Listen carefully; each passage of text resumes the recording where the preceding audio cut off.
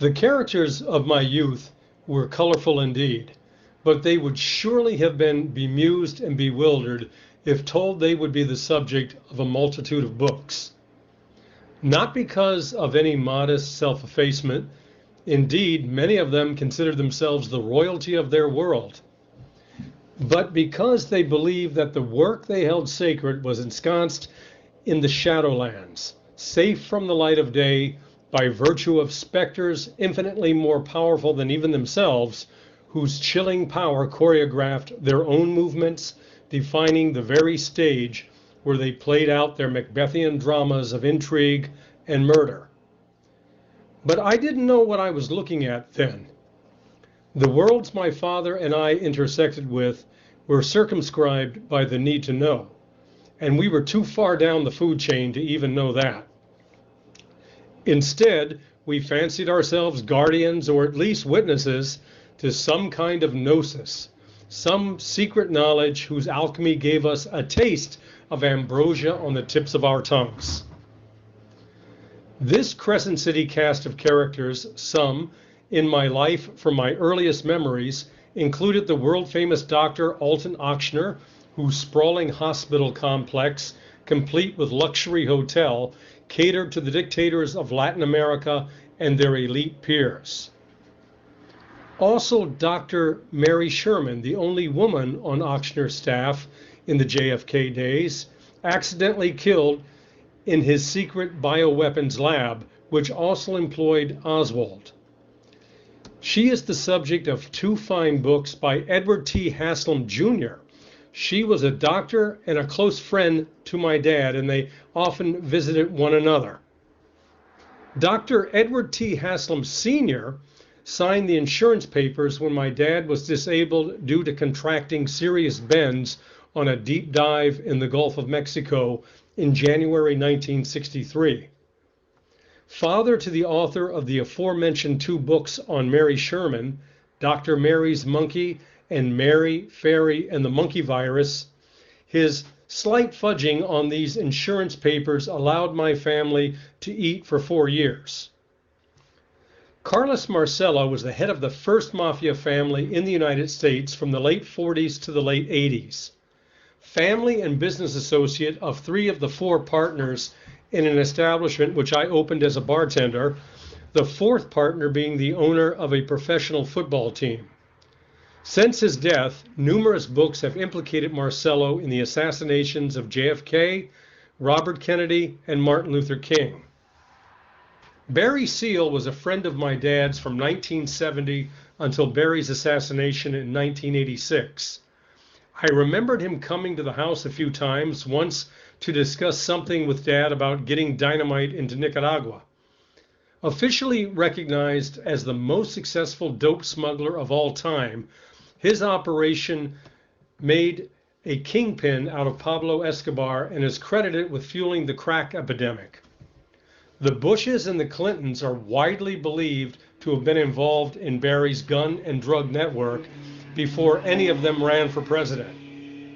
Barry Seal was also rumored to being one of the original Green Berets, a getaway pilot from the JFK assassination, and a participant in the Bay of Pigs. If the Clintons and the Bushes did work together, it's not surprising. The same bipartisanship was evident in my dad's good relations with the communist Sandinista government and the Contra leadership. Dad's diving company did work in Nicaragua for years, starting in 1979, when I asked him to go check on the Nicaraguan man who had taught me to tend bar in New Orleans, but was deported despite our efforts on his behalf. Because he had become bilingual in his years in New Orleans, he had the misfortune of getting a job at Managua's premier nightclub at the Intercontinental Hotel. I say misfortune because Manuel was a very peaceful and unobtrusive sort of guy, and my dad ended up pulling him into all kinds of dangerous situations due to his positioning in the Grand Central Station of spooks and kooks during the Contra War. All of this, by the way, is critically important to us now and to our future. The same networks involved with sheep-dipping Oswald were deeply involved in the Nicaraguan Civil War, starting 20 years and more than 30,000 snuffed out lives later. Who knows what loss of life they are planning next? Although the Contra utilized human tools on the right, the Sandinista revolution that toppled Somoza exploited left-wing assets all over the world. The long-term goal is the same: destabilization en route to globalization. And of course, aggravation and exploitation of the left-right dialectic and bloodshed to appease the real powers of darkness behind these mass tragedies. Oswald's whiz-kid girlfriend in the summer of 1963, Judith Very Baker, invited me to speak at the JFK assassination conference in Dallas a few years ago to verify her often doubted network of associates in New Orleans. Many of these associates I became well acquainted with in the 2 decades following Dealey Plaza relative to dealings of my father and myself with the Nicaraguan Revolution and counter-revolution. The latter were both fueled by money sprinkled with the same cocaine that would give rise to the horrific nightmare of the crack cocaine epidemic, with all its attendant gang murder, insanity, suffering of the innocent, institutionalization, and death. New Orleans, being the close-knit town that it is, I first met both Jim Garrison and Clay Shaw when I was 15, Barry Seals a year earlier, and I would work in one capacity or another for family and business associates of Carlos Marcello for more than a decade. Marcello was the head of the first and oldest mafia family in the United States and had an interest in the Los Amantes Cuban bar. There, in 1978, I encountered Mark Lane behind the bar. I recognized him from a recent magazine cover of Mother Jones as the former attorney posthumously for Lee Harvey Oswald and the representative counsel for James Earl Ray. That night in 1978, Mark Lane was taking a break from the defense of Orestes Peña, who also owned the Habana Bar, another Cuban bar a couple of doors down, and who had testified to the Warren Commission about Oswald ordering a lemonade and throwing up in the Habana that fateful summer of 1963. The Habana and Los Amantes and several other establishments on Decatur Street in the French Quarter had been busted for renting rooms in a prostitution trade that had suddenly and inexplicably exploded on the block. It turned out that all the prostitutes had been told they could operate with impunity on Decatur as long as they stayed off of Bourbon Street in the tourist area. Some of the property owners and hotels surrounding it wanted to gentrify the area and set the situation up, knowing the property could be put on the auction block under judicial forfeiture laws if the owners were convicted in a felony. Orestes Peña was bellowing to the press that he was CIA contract agent and he should be treated a lot better than that. And he had served in the days of the Bay of Pigs. That same night, I struck a deal with Carlito, the Los Amantes raspy-voiced bartender manager, to refer interested conventioneers from the hotel nightclub which I managed and bartended for to various kinds of action available, usually in the back rooms of quarter establishments and usually owned by Carlos Marcello and associates. Carlos famously had a sign on his office door at the Town & Country Motel on Airline Highway that said, "3 can keep a secret if 2 are dead."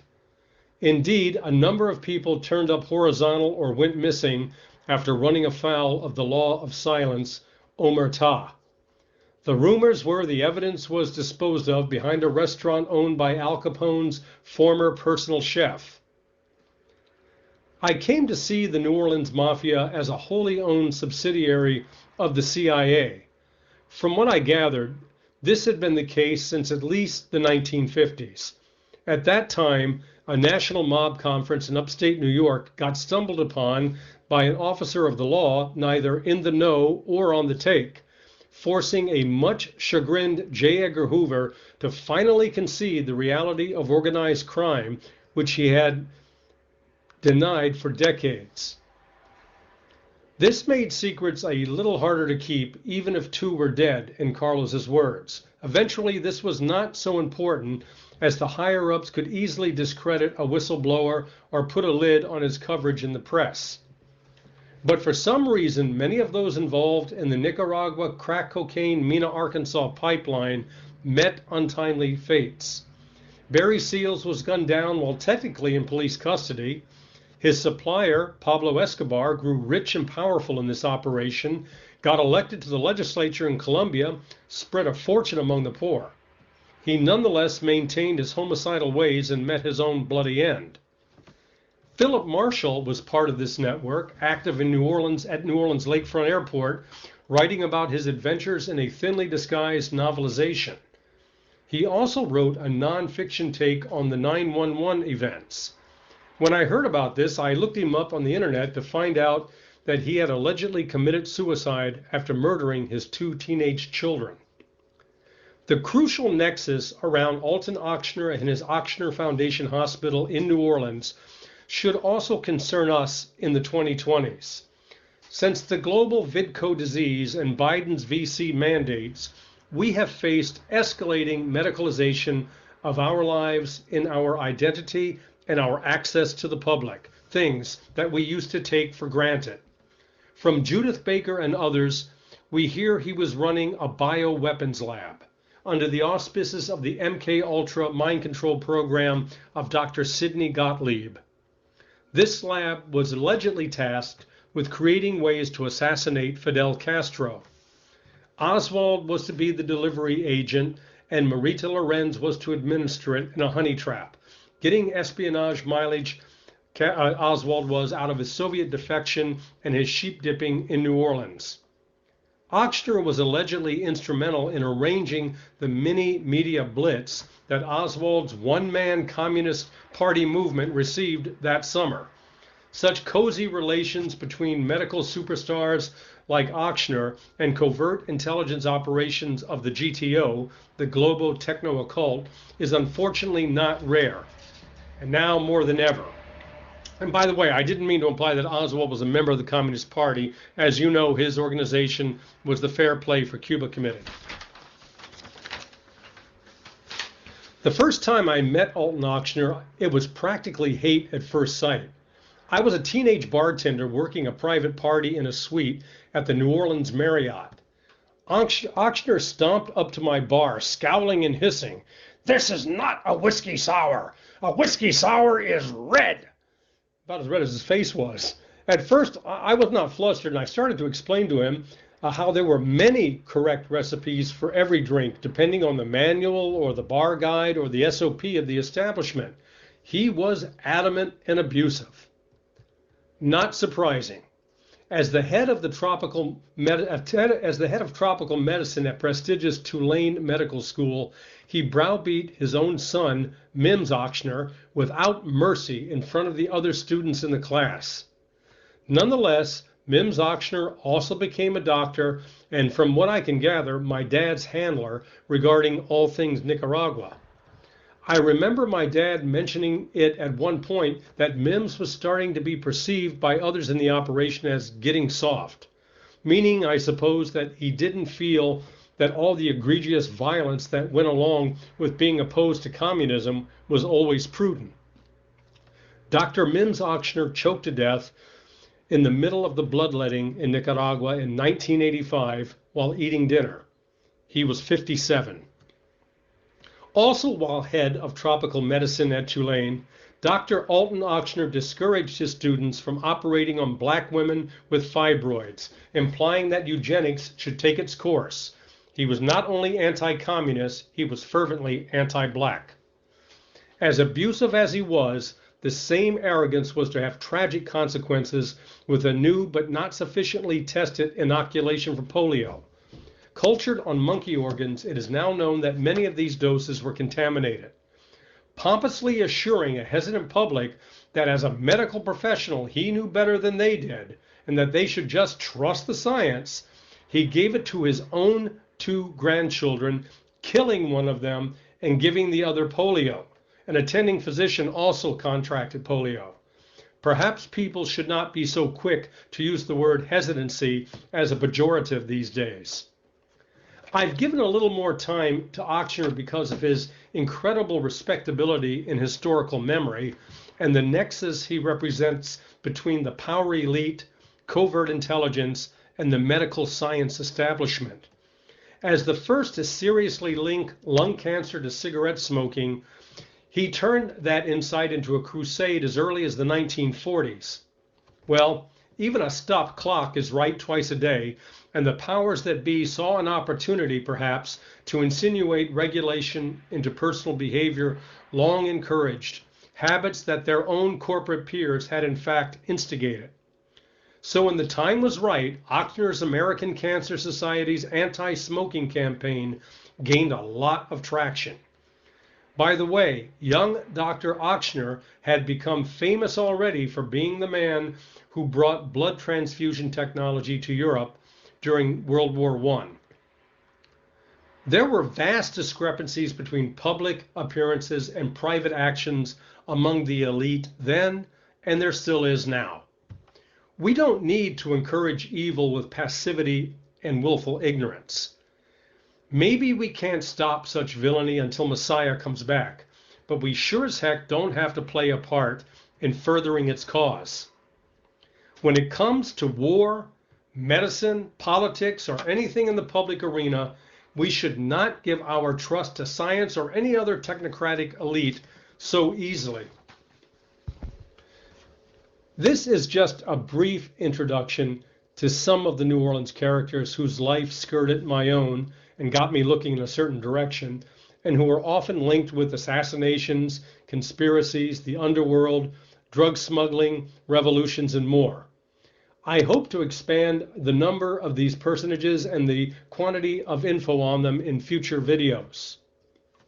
For the next two videos, we'll be sticking to JFK related subject matter and its relevance to where we are and where we are heading in the future. We'll be examining King Kill 33 perspective of Michael Hoffman and Shelby Downard, and the 17-minute JFK assassination song on Bob Dylan's latest album. The song is entitled Murder Most Foul.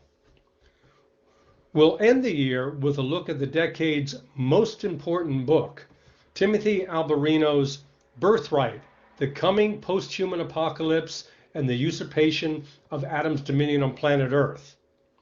Then on to a big 2023, an ominous year in two Marvel universes, where we'll be keeping our viewers posted on the unfoldment of the biosecurity surveillance state and the history and future of spiritual warfare in culture. Please enjoy the slideshow, which will probably go on for another 3 minutes or so. This is Gumbo Craig, and this is Walking Out of Babylon. All power to the Most High God. Blessings to all of you and those whom you love. Shalom.